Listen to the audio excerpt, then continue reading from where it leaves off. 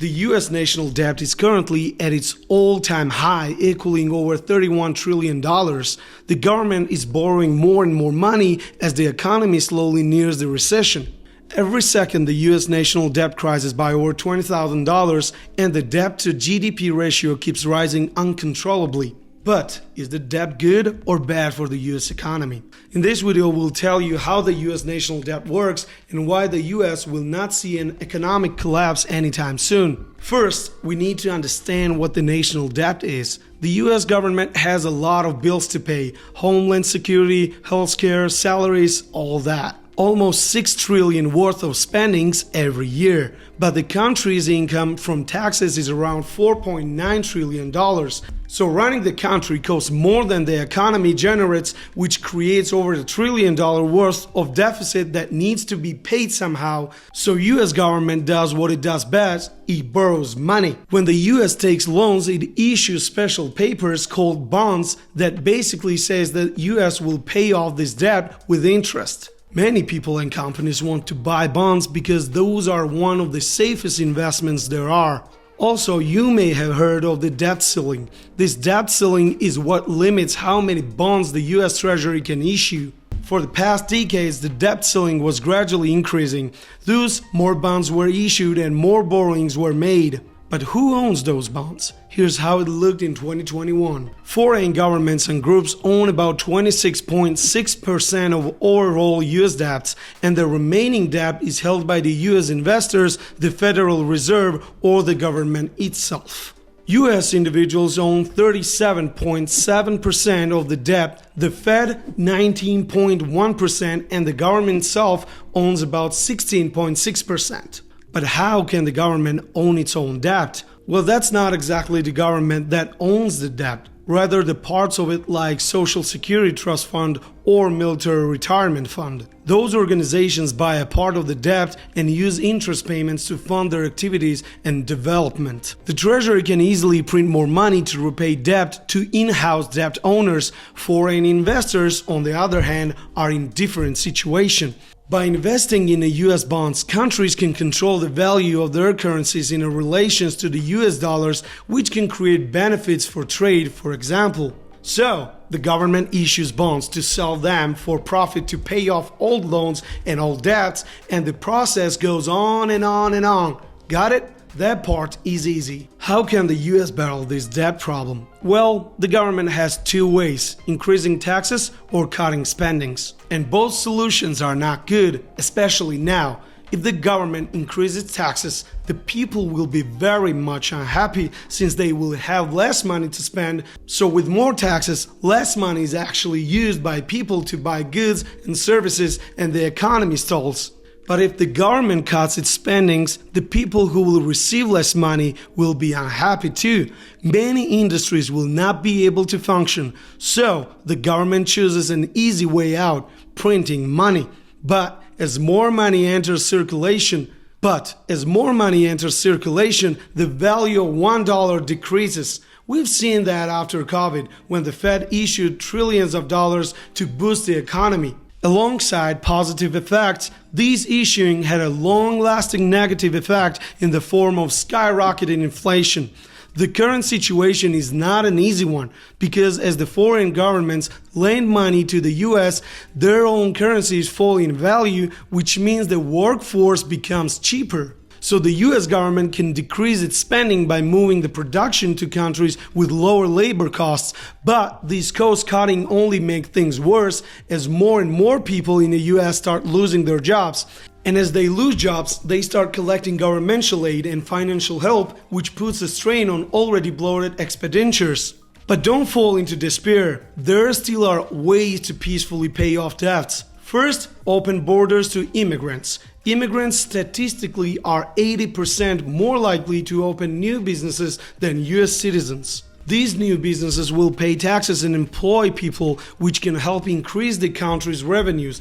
Another possible way is to increase the retirement age. This solution is far from perfect because who wants to work for more? The original Social Security retirement age was 65, but due to advance in healthcare and lifestyle, people are able to work and live much longer than when the program was founded.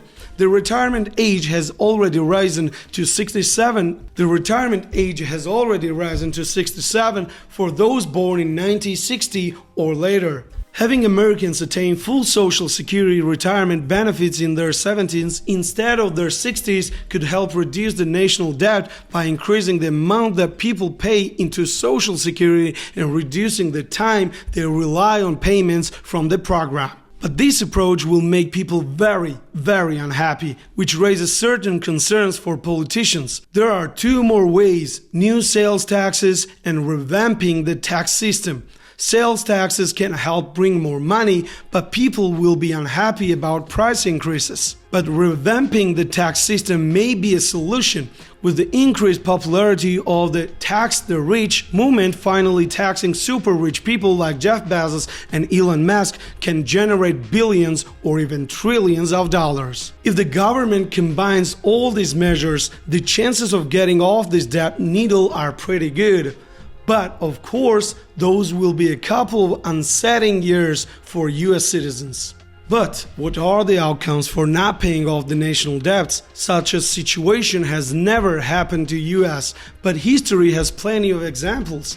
When the country defaults on its debt, it means the government is unable to pay salaries, pay financial aid, and fund its operation. A default on debt would fundamentally hinder the US government from serving the American people. Payments from the government that families rely on to make ends meet would be endangered. The public health system would be unable to adequately function. People would become unemployed as businesses shut down, and those who still have money and jobs would start panicking, causing the bank frenzy. Disruption in public services and the functioning of facilities can lead to protests and generally difficult and dangerous times. Financial markets would lose faith in the US, the dollar would weaken, and stocks would fall. Stock markets would collapse because investors would lose faith in the economy and flee to other, more reliable countries. The US credit rating would almost certainly be downgraded, and interest rates would broadly rise for many consumer loans, making products, the auto loans, and mortgages more expensive. The US dollar will be sold in massive quantities, which will obliterate its value completely. This would further fuel up the inflation in the country, causing more and more people to move under the poverty line. The inability of the US to pay off its debt would also have a profound impact on the world's economies because of many ties between them. A default would send shockwave through globally financial markets and would likely cause credit markets worldwide to freeze up and stock markets to plunge. These and other consequences could trigger a recession and a credit market freeze that could hurt the ability of the economy to operate. So, what are the chances of collapse? Well, putting it short, small. This was explained the best by Warren Buffett during the 2020 Berkshire Hathaway annual shareholders meeting. When he was asked whether there is a chance of the US defaulting on the debt, he said no. Then he added, if you print bonds in your own currency, what happens to the currency will be the question, but you don't default. The US has been smart to issue its debt in its own currency. Argentina is now having a problem because the debt isn't in their own currency, and lots of countries have had that problem. He said, and lots of competent countries will have that problem in the future. It is very painful to owe money in somebody else's currency, said Buffett. If I could issue a currency, Buffett bucks, and I had a printing press and I could borrow money, I would never default. His words align well with the words of Alan Greenspan, the Fed chair, who said the United States can pay any debt it has because we can always print money to do that. So there is a zero probability of default. It's important to note that no one knows precisely when the US Treasury will run out of money to pay its bills, including bondholders, let alone what would happen next. US sovereign debt generally has been considered the safest and most liquid to own in the world, and all kinds of financial market products and process have been pegged to its orderly functioning of the nearly 22 trillion treasury market. So just relax. The US will not bankrupt on its debt anytime soon. The government will just keep borrowing. What do you think? How long can the US keep borrowing money, and will that ever catch up to it? Write your answers in the comments down below. Share this video with friends, hit that like button, and subscribe to the channel to always be posted on the world's economy. Thank you for watching, and see you soon.